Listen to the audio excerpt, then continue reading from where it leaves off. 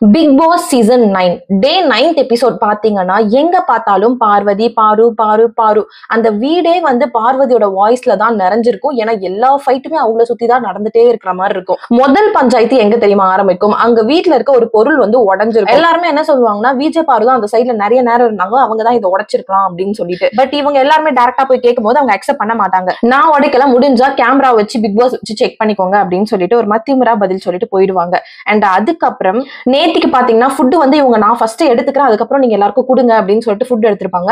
அப்ப எல்லாருமே என்ன சொல்லிருப்பாங்கன்னா, நீ இப்படி எடுத்தீங்கன்னா யாருக்குமே ஃபுட் பத்தாது அப்படின்ற மாதிரி ஒரு வார்த்தை விட்டுருவாங்க. அதுக்கு விஜய் பாரு ரொம்பவுமே கோவமா இருப்பாங்க. அதை பத்தி ஆர்கியூ பண்ணிட்டு இருக்கும் போது கிச்சன் ஏரியால என்ன பண்ணுவாங்க, கனி அண்ட் கெமி எல்லாமே அந்த இடத்த அப்பதான் கிளீன் பண்ணிருப்பாங்க. இவங்க என்ன பண்ணிருப்பாங்க, நான் இப்படிதான் ஏறி உட்காருவேன் அப்படின்னு சொல்லிட்டு அந்த கிச்சன் ஏரியாவோட ஷெல்ஃப் மேல ஏறி உட்காந்துருப்பாங்க. உடனே கனிக்கும் பார்வதிக்கும் செமையா சண்டை வரும். நீ இப்ப உட்காந்துட்டு இருக்க இடத்துலதான் நாங்க வந்து அடிக்கடி மாவு பேசிவோம், தக்காளி எல்லாம் வெஜிடபிள்ஸ் எல்லாம் கட் பண்ணுவோம், அது எப்படி நீ உட்கார்ந்த இடத்துல திரும்பவும் நாங்க வந்து அங்க எதுவுமே சமைக்க முடியும், தயவு செய்து இறங்கு அப்படின்னு சொல்லுவாங்க. பட் அவங்க வந்து திமிரா நான் இப்படிதான் இருப்பேன் அப்படின்னு சொல்லிட்டு உட்காந்துட்டு இருப்பாங்க. இது ஒரு ஹீட் ஆஃப் ஆர்கியூமெண்ட் பெருசாயிடும். அண்ட் அதுக்கப்புறம் கனி எல்லாருமே என்ன பண்ணிடுவாங்க, நீங்க வந்து எங்க கிட்ட சாரி கேட்டாதான் நெக்ஸ்ட் நாங்க வந்து சாப்பிடவே செய்வோம் அப்படின்னு சொல்லிட்டு போராட்டமே நடந்துட்டு இருக்கும். டே 8ல 11:20 வரைக்கும் இதே ஆர்கியூமெண்ட் தான். அதுக்கப்புறம் 11:20க்கு பார்வதியை வந்துட்டு எல்லாரும் கார்டன் ஏரியால போராட்டத்துல ஈடுபட்டு இருக்கும்போது வந்து உட்காந்துட்டு எல்லாருமே எல்லாத்துக்குமே சாரி கேட்டுறீங்களா, என்ன மட்டும் ஏன் இப்படி டார்கெட் பண்றீங்க அப்படின்னு சொல்லிட்டு சாரி அப்படின்னு சொல்லிட்டு உள்ள போயிடுவாங்க.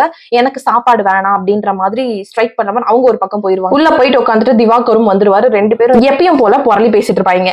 நைட்டு 1:30 ஆயிடும். இவங்களால சாப்பிடாம இருக்க முடியாது. பார்வதி வந்துட்டு சபரி கிட்ட நீ எனக்கு நூடுல்ஸ் பண்ணித்தான், நீ மட்டும் தான் எனக்கு செஞ்சு தரணும் அப்படின்னு சொல்லிட்டு பாவம் வெக்கத்தை விட்டே கேட்டுருவாங்க.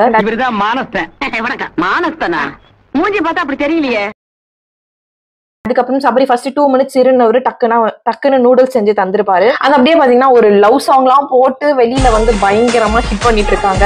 இப்போ அந்த டே 9ல நடந்த லவ் எபிசோட்ஸ் பத்தி பாக்கலாமா? எல்லாரும் என்ன நினைச்சிட்டு இருப்பீங்க, அரோராக்கும் துஷாருக்கும் ஒரு லவ் சீன்ஸ் போயிட்டு இருக்கு அப்படின்னு சொல்லிட்டு. ஆனா இங்க ஒரு பிரேக் போடுற விஷயமா, அரோரா ஆல்ரெடி துஷார் கிட்ட 18+ வேலையெல்லாம் பண்ணிட்டு தான் இருக்காங்க அப்படின்ற மாதிரிதான் நமக்கு வீடியோஸ் எல்லாம் வந்துட்டு இருக்கு. ஆனா இங்க அரோரா துஷார் கிட்ட என்ன சொல்லிருப்பாங்க, கம்ருதீன் வந்து என் மேல லவ் வந்துருமோன்னு எனக்கு பயமா இருக்கு, ஏன்னா அவன் வந்து எனக்காக தான் பிக் பாஸ் வீட்டுக்கே வந்தான், அதாவது சூப்பர் டீலக்ஸ் வீட்ல இருந்து நான் வரேன்னு சொல்லிட்டு தான் என் கூடவே வரணும்னு சொல்லிட்டு பிக் பாஸ் வீட்டுக்கு வந்தான். அண்ட் அதுக்கப்புறம் என்ன பார்த்து வந்து நான் ரொம்ப நாளுக்கு அப்புறம் ஒரு பொண்ணு கிட்ட இவ்வளவு கம்ஃபர்டபுளா பேசிருக்கேன் அப்படின்னு வேற சொன்னான். சோ அதனால அவனுக்கு என் மேல ஃபீலிங்ஸ் வந்துருமோன்னு எனக்கு பயமா இருக்கு, எனக்கு ஃப்ரெண்ட்ஷிப்பா மெயின்டைன் பண்ணணும் தான் ஆசையாமா. அது மட்டும் இல்லாம கம்ருதீன் தனியா இருந்தா நான் போயிடுவேன், அரோரா தனியா இருந்தா கம்ருதீன் வருவான் அப்படின்ற மாதிரி அரோராவே சொல்லிட்டு இருந்தாங்க. இந்த இடத்துல துஷார் பல்ப் வாங்கின மாதிரி எனக்கு ஒரு ஃபீல். என்னடா துஷாருக்கு ஒரு அட்வைஸ், தயவு செய்து அரோராவை நம்பாதீங்க. அதுக்கப்புறம் நெக்ஸ்ட் லவ் எபிசோட் யாருதுன்னு பாத்தீங்கன்னா எஃப்ஜேதும் ஆதிரைதும்.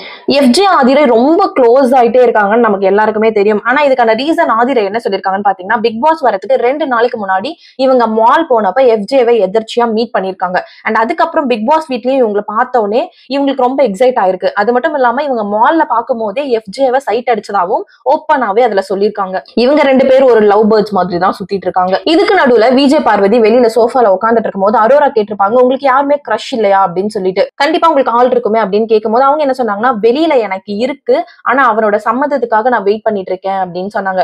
அண்ட் அவங்களே சொன்னாங்க, எனக்கு வீட்டுக்குள்ளேயும் ஒருத்தர் மேல கிரஷ் இருக்கு அப்படின்னு சொல்லிட்டு. உடனே அரோரா அது யாருன்னு கேட்க போக பார்வதி உடனே ஏன் எல்லாருக்கும் இருக்க மாதிரி தானே எனக்கு இருக்கும், அதெல்லாம் சொல்ல முடியாது அப்படின்னு சொல்லிட்டு மழுப்பிட்டாங்க. நெக்ஸ்ட் பாத்தீங்கன்னா டாஸ்க், பொம்மை டாஸ்க். அதாவது இந்த டாஸ்க் வந்து பிக் பாஸ்ல ரொம்பவுமே ஹிட். ஏன்னா அடிதடி வரதுக்குலாம் நிறைய வாய்ப்பு இருக்கிறது. வீட்டுல இருக்க எல்லாரோட போட்டோஸ்மே இருக்கும், அதை கரெக்டா அந்த இடத்துல பிக்ஸ் பண்ணணும். கரெக்டா ஒரு இடத்துல மட்டும் ராங் இருக்கும், அதாவது ஒருத்தரை மட்டும் அவங்க பிளேஸ் பண்ண முடியாது.